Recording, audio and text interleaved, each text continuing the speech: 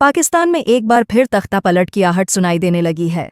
राष्ट्रपति आसिफ अली जरदारी को हटाकर देश की कमान सेना प्रमुख असीम मुनीर के हाथों में सौंपने की योजना है।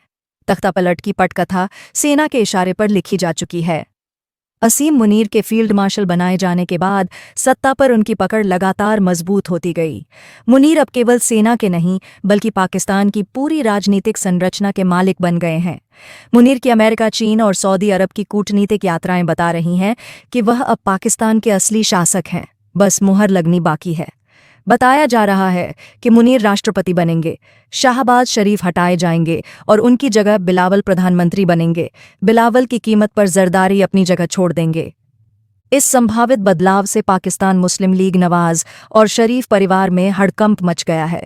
नवाज शरीफ और मौजूदा प्रधानमंत्री शहबाज शरीफ को डर है कि राष्ट्रपति प्रणाली आने पर न सिर्फ सरकार जाएगी बल्कि उनकी सियासी जमीन भी खत्म हो जाएगी। यही कारण है कि शरीफ परिवार पाकिस्तानी सेना के अन्य धड़ों से संपर्क में है। खबर है कि जरदारी की पार्टी के भीतर भी बिलावल की भूमिका को लेकर मतभेद हैं।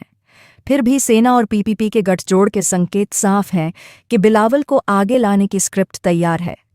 ये पूरी घटनाक्रम जनरल जिया उल हक के 1977 के तख्तापलट की बरसी के आसपास हो रहा है, जिससे इसे तानाशाही की वापसी की तरह देखा जा रहा है। अटकलें यह भी है कि राष्ट्रपति आसिफ अली जरदारी और पाकिस्तान के वर्तमान सेना प्रमुख जनरल असीम मुनीर के बीच कई मुद्दों पर तनाव है। पाकिस्तानी मीडिया रिपोर्ट्स के मुताबिक नागरिक सरकार और सैन्य नेतृत्व के बीच तनाव लगातार बढ़ता जा रहा है। ऑपरेशन सिंदूर के बाद मुनीर सीधे तौर पर सरकारी फैसलों में दखल देने लगे हैं।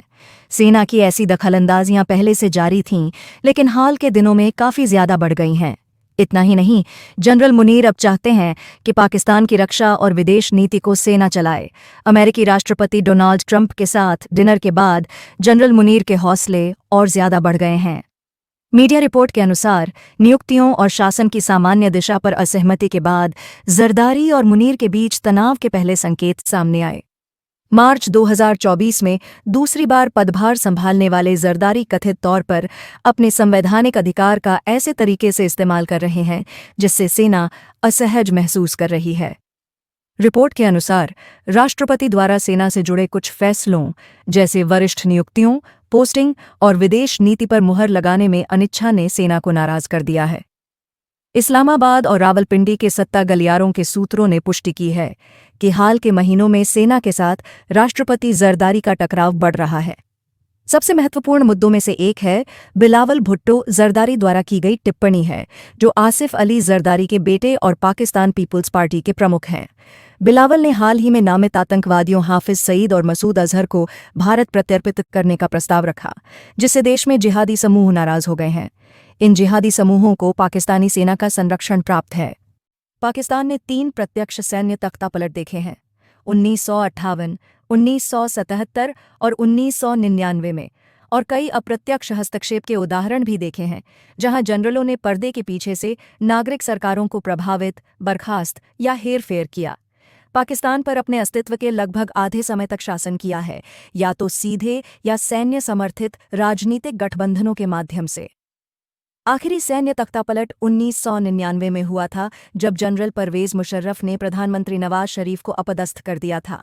उससे पहले जनरल जिया उल हक ने प्रधानमंत्री जुल्फिकार अली भुट्टो को हटाकर मार्शल लॉ लागू कर दिया था। मुल्क की फौज और सियासी गलियारों में चर्चा है कि फील्ड मार्शल असीम मुनीर एक बड़ा खेल खेलने की तैयारी में है। कयासों का बाजार गर्म है कि फील्ड मार्शल असीम मुनीर राष्ट्रपति आसिफ अली जरदारी को हटाकर सत्ता की बागडोर अपने हाथों में ले सकते हैं। तो क्या पाकिस्तान एक और फौजी तख्तापलट की कगार पर है? देश के माहौल में तनाव और सियासी बयानबाजी ने इन चर्चाओं को और तेज कर दिया है।